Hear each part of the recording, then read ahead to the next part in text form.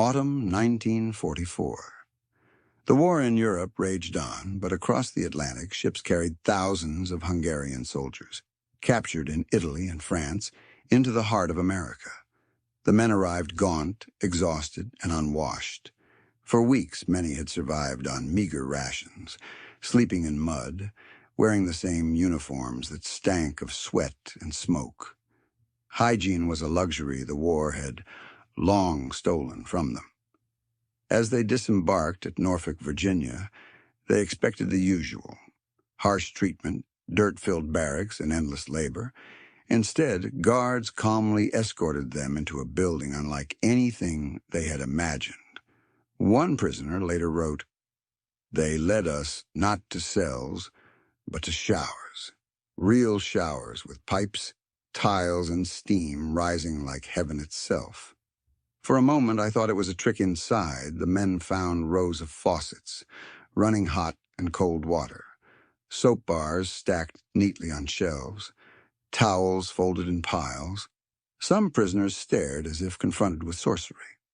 Back in Hungary, even before the war, hot water was rare outside of cities. Rural families bathed in basins, heating buckets over fire. Now, in the enemy's prison, hot water poured freely from steel pipes. The guards urged them forward. "Wash up," they said, handing each man a bar of soap.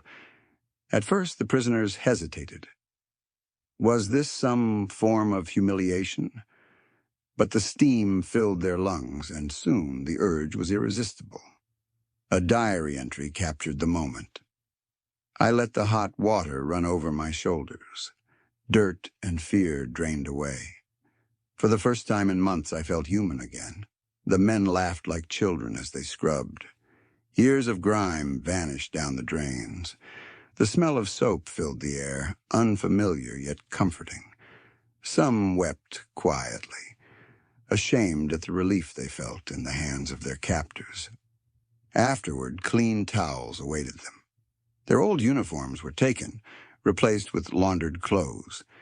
To men used to lice, filth, and cold, it was as if they had stepped into another world. One guard noted in his report, "The Hungarians seemed dazed after the showers, as though they had been given wine."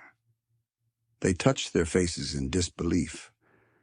For the prisoners, this was their first true shock in America. Not the abundance of food, not the comfort of trains, but something far more intimate: the dignity of hygiene, freely given to men who had expected none. It was the beginning of a revelation. America's strength was not only in its weapons, but in the everyday luxuries it extended even to its enemies. And for the Hungarians, the showers were only the first surprise. After the shock of the showers, the Hungarians were marched into their new living quarters. They braced themselves for lice-infested bunks and straw mats on cold floors. What they had known in Europe.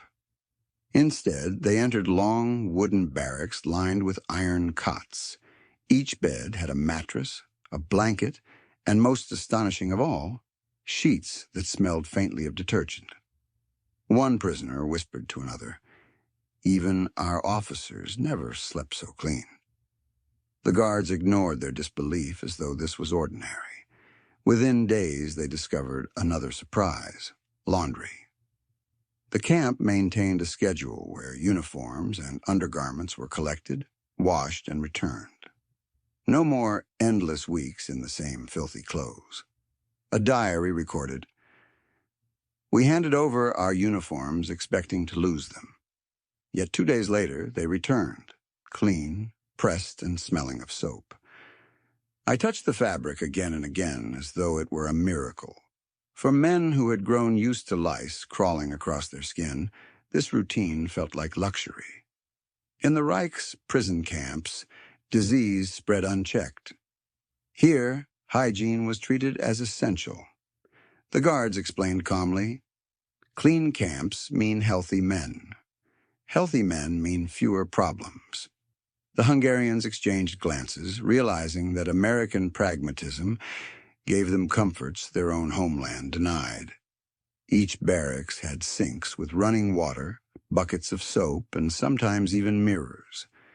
Prisoners began shaving daily, their faces transforming from haggard soldiers into men who almost looked civilian again. One Hungarian POW admitted in his diary, "I hardly recognized myself. Behind the barbed wire, I looked more human than I had in years of war." The clean order of the barracks shocked them as much as the showers. To live without filth, without lice, without stench. This was captivity. Some prisoners even began to joke bitterly. Better to be America's prisoner than Hungary's soldier. The laughter carried uneasily, tinged with truth. Day by day, the reality sank in. America's prison camps, by simply keeping them clean, offered more dignity than the war ever had. And soon the men would discover that hygiene was not only about showers and laundry. The real shock came in the routines of bathing, hot water on demand, and the strange American obsession with daily cleanliness. For the Hungarians, it was a new world and one that unsettled them deeply. By their second week in captivity, the Hungarians noticed something unusual. The Americans seemed obsessed with bathing. Guards urged them to shower regularly, not once a month, not once a week, but often, even daily.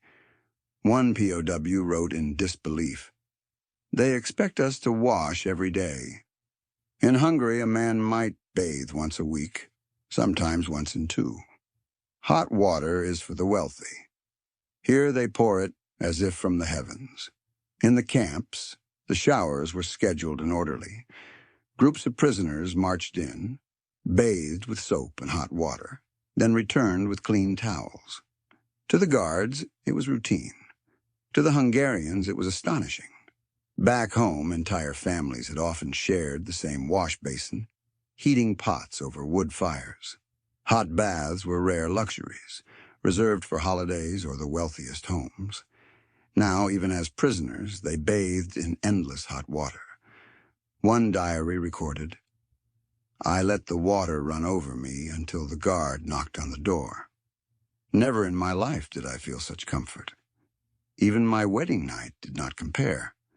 The POWs began to notice how cleanliness shaped life in camp. Guards smelled of soap, uniforms laundered, boots polished. Even the American farmers who oversaw their labor arrived washed and tidy, as though dirt itself was unwelcome. A Hungarian sergeant remarked bitterly, "Perhaps this is their secret weapon. They defeat us not with rifles, but with soap." The others laughed, but uneasily. Soon they realized the health effects. Rashes disappeared, lice vanished, coughs eased. Their bodies, long battered by filth, began to recover under America's ritual of cleanliness. One POW admitted in his notes, "I was less a prisoner than a patient." Their showers cured me more than any doctor in Hungary. The routine became second nature.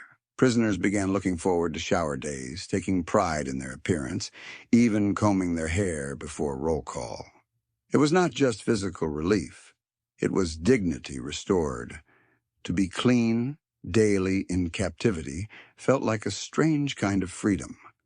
And soon the Hungarians would learn that hygiene in America was not only about showers, it extended into toilets, plumbing, and sanitation systems that far surpassed anything they had known at home.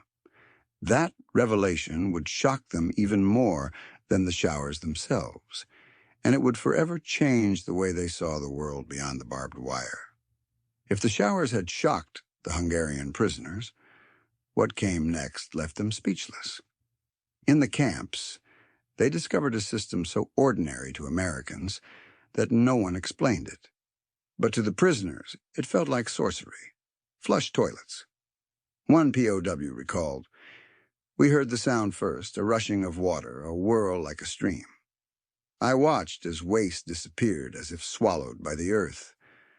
I could not believe what I saw back home. Rural Hungary still relied on outhouses, wooden sheds over pits dug into the ground. Sanitation was primitive, disease common. Here, even in captivity, porcelain bowls gleamed, water flowing with the pull of a handle. A diary described the wonder. The latrine was tiled, clean, and without smell.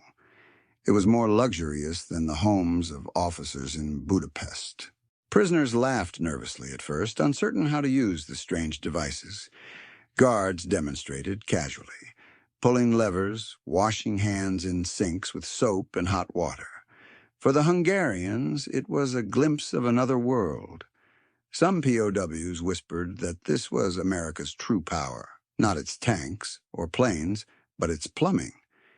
If even prisoners lived cleaner than Hungarian civilians, what did freedom in this country look like? A guard noticed their astonishment and said simply, "Every home has these. Even the farms." The words hit harder than any weapon. Every home, even in villages. The men exchanged stunned glances. One prisoner later wrote, "We thought ourselves modern Europeans, yet America seemed centuries ahead." Their children grew up with comforts we could not imagine. The plumbing extended beyond toilets. Sinks poured hot and cold water at will. Showers ran endlessly. Laundry facilities worked like magic, turning piles of filth into clean clothes overnight. The psychological effect was enormous. The Hungarians began to feel less like captives of war and more like accidental guests in a society far beyond their own. One sergeant confessed in his diary, "It was humiliating, yes, but also enlightening. I realized our empire had crumbled not only in battle, but in civilization.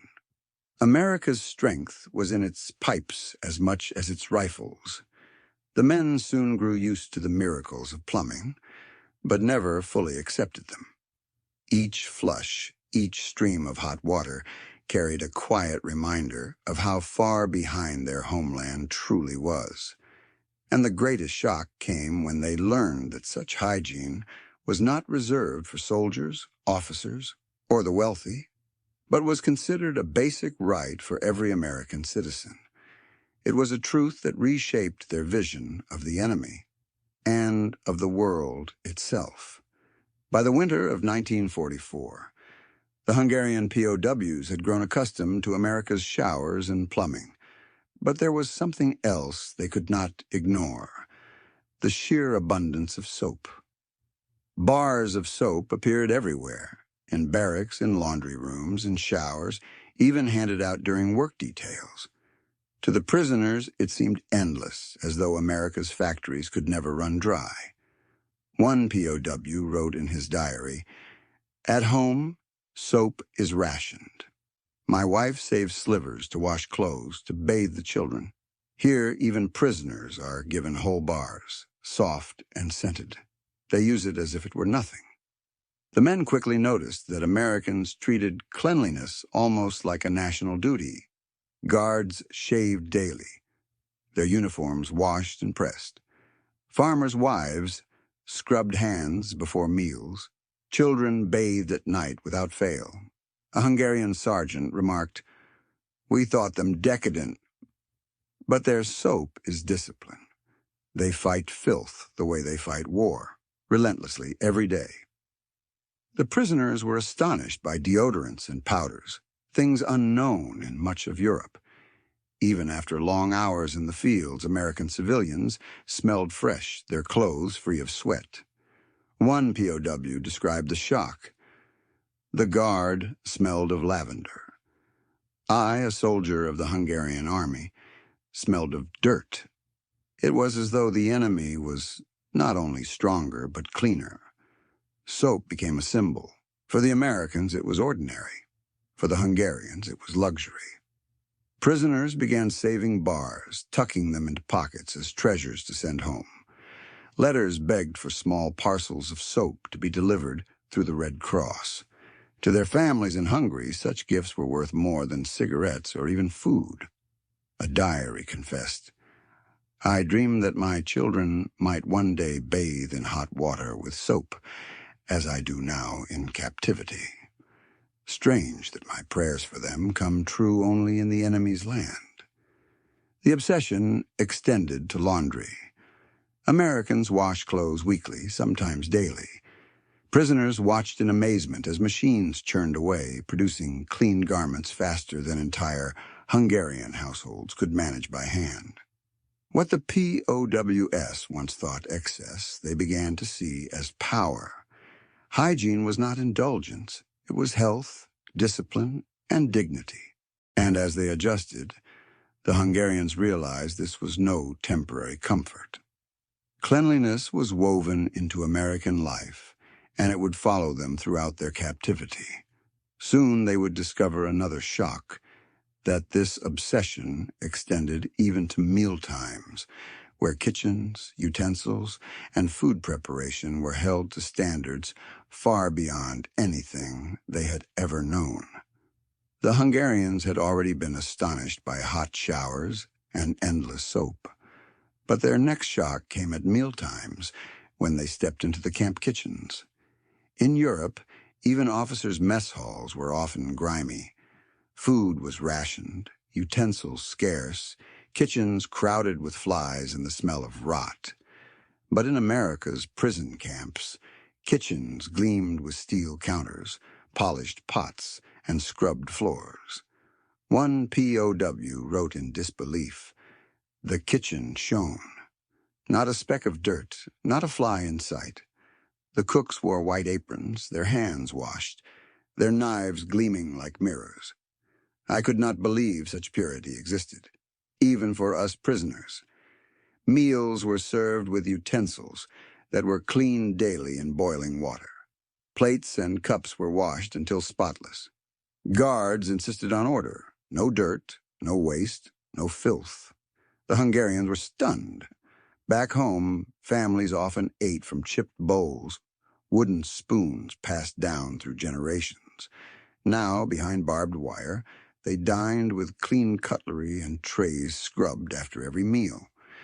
One sergeant whispered, "If this is captivity, then what must freedom look like?" The food itself reflected the same discipline. Vegetables washed carefully, bread stored in clean bins, meat cooked thoroughly. Prisoners who had known moldy bread and spoiled rations could not comprehend the abundance or the hygiene. A diary captured their awe. "We ate without fear of sickness. Even water came from taps, clear and cold, not boiled over fire or scooped from wells. It was as if the very air in America resisted disease." The guards explained that health was part of order. "Clean food means strong men," one said. To the Hungarians, it was more proof that America fought war differently, not only with weapons, but with discipline in every corner of life. Soon they began to realize the greater truth. Hygiene was not limited to showers, toilets, or kitchens. It was part of a culture, an expectation, a daily rhythm that touched every moment of American life. One POW reflected later, "America's secret is not its machines or its soldiers. It is its order, its cleanliness, even its food tastes of discipline." The men ate in silence, each mouthful a reminder of how far their homeland had fallen behind. And soon they would see this discipline in yet another form, medical hygiene. When camp hospitals revealed standards of care that seemed more suited for officers than for prisoners. For the Hungarians, the surprises were only multiplying. For many Hungarian POWs, the greatest shock of all came when they were sent to camp infirmaries. Illness and injury were common after years of war, but what they found in American hospitals defied all expectations. They expected rough bandages, dirty wards, and indifference. Instead, they entered spotless rooms with white sheets, disinfected floors, and nurses who washed their hands before every examination. One prisoner wrote in his diary, "The hospital smelled not of sickness, but of alcohol and soap.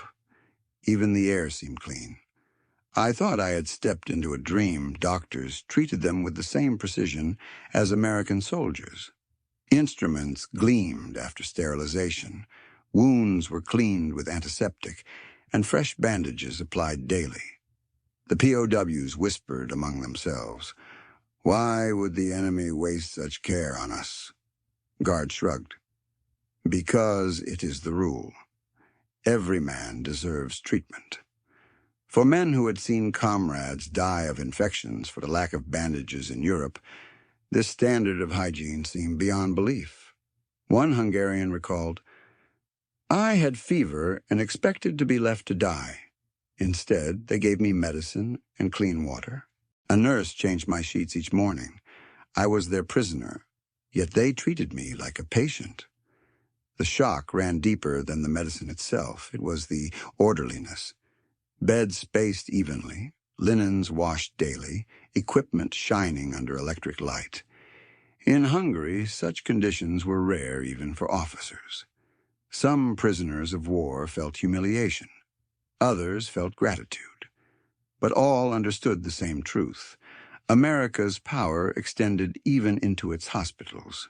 Cleanliness was not luxury, it was standard. One diary captured the revelation. "Our empire collapsed not because of weak soldiers, but because our children died of sickness. Here even prisoners are saved from infection. That is true strength." The experience left many shaken. Captivity was supposed to strip them of dignity. Instead, medical care restored it in ways they could hardly explain. And soon they would see that this obsession with hygiene was not confined to camps at all. When working in American towns and farms, the same order extended everywhere, to homes, to schools, to entire communities. The discovery would leave them with a haunting realization. America's hygiene was not a gift for prisoners. It was the foundation of the entire nation. And that realization cut deeper than any defeat in battle. By 1945, many Hungarian POWs were assigned to work outside the camps, on farms and warehouses, even in small towns. What shocked them most was not the scale of America's wealth, but the everyday hygiene of its people. In farmhouses, they saw kitchens scrubbed spotless, sinks with running water, and women washing hands before meals. Even barns seemed orderly compared to the mud-caked stables back home. One prisoner's diary recorded, "The farmer's wife swept the floor twice in one day. The children washed their faces each morning before school. Even the dog was cleaner than our barracks in Hungary schools, too," revealed the same pattern. Classrooms had polished floors, windows that opened for fresh air, and desks wiped daily. Students lined up to wash hands before lunch, using sinks with real soap and towels. The POWs whispered among themselves, "If their children lived like this, what strength will they grow into?" For them it was unthinkable that ordinary families enjoyed such sanitation, while in Hungary even officers' households struggled. Even the smallest things stunned them. Outhouses replaced by indoor plumbing, milk stored in cool refrigerators, garbage collected regularly from every town street. One POW reflected bitterly, "We thought America was decadent. Instead, I saw order. They fight filth the way we fight enemies. Their homes are fortresses of hygiene." The men began to realize that this was not luxury, but culture.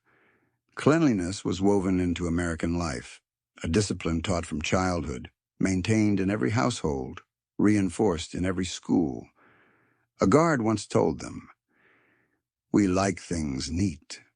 A clean home means a healthy family." The words sounded simple. Yet to the prisoners, they carried the weight of a national philosophy. For the Hungarians, the revelation was devastating.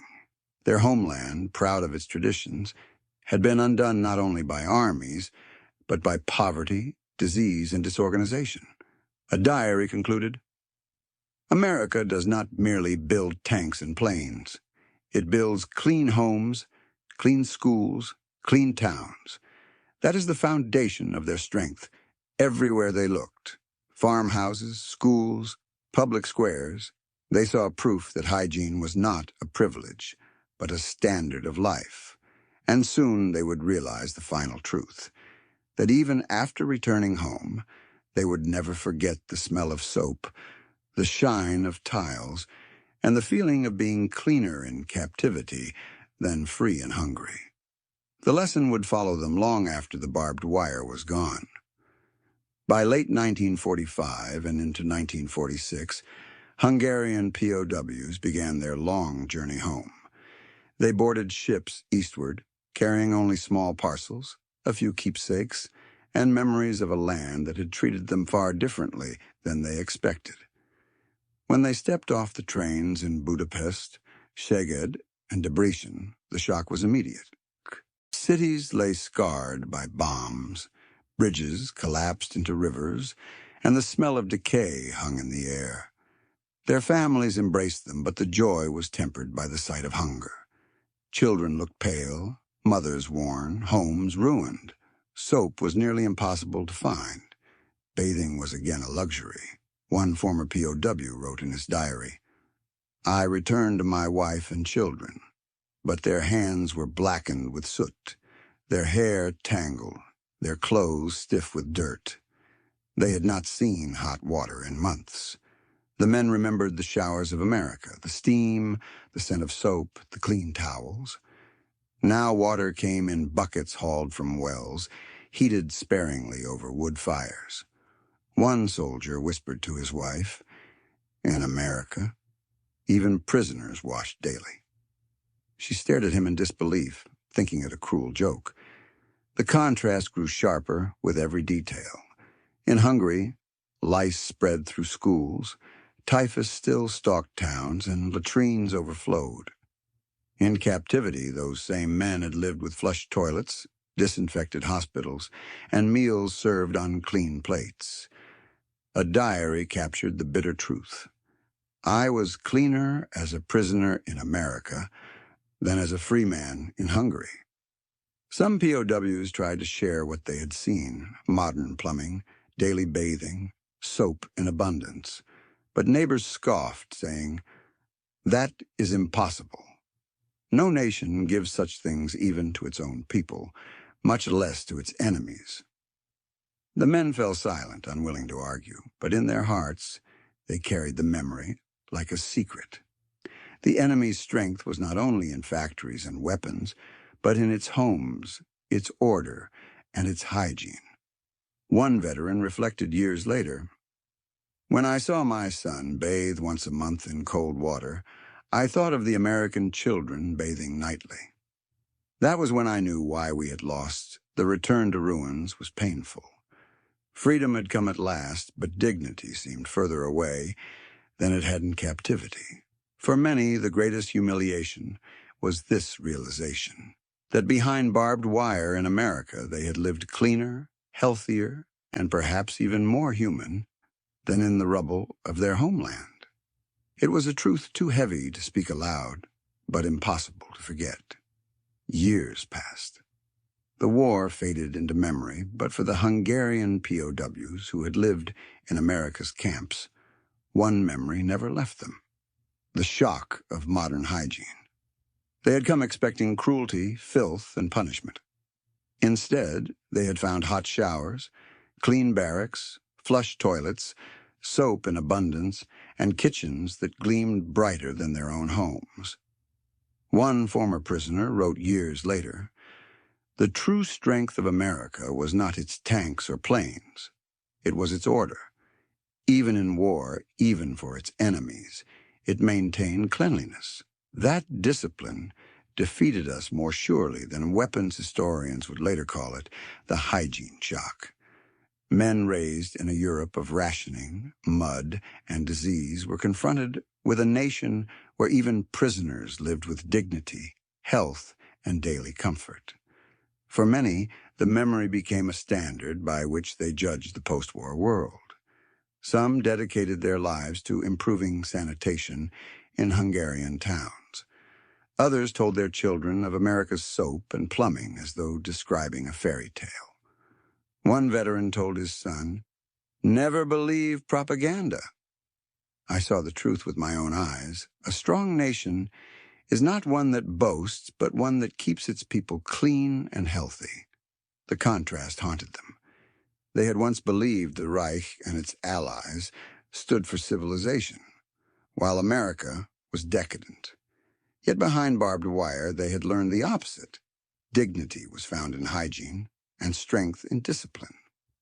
One diary concluded with painful honesty. I was prouder in America as a clean prisoner than in Hungary as a free soldier. That is a lesson I will never forget. For the rest of their lives, the POWs carried this paradox. They had fought against America, but learned from it in the most unexpected way, not through defeat in battle, but through soap, hot water, and the quiet dignity of daily cleanliness. Historians later summarized, Hungarian POWs called American camps paradise on earth, not because of comfort, but because of hygiene. For men used to filth, the gift of cleanliness was more powerful than gold. Hungarian POWs couldn't believe modern hygiene and hot showers in U.S. camps. But in that disbelief, they saw the future, a future where strength was measured not in guns, but in the health and dignity of ordinary people. It was the lesson of a lifetime, that true power begins not on the battlefield, but in the simple act of keeping a nation clean. And for those men, the steam of those first showers would forever rise in their memory, as the symbol of a world they never expected to find. Behind barbed wire. A lasting lesson, born from soap and hot water, remembered long after the war was gone.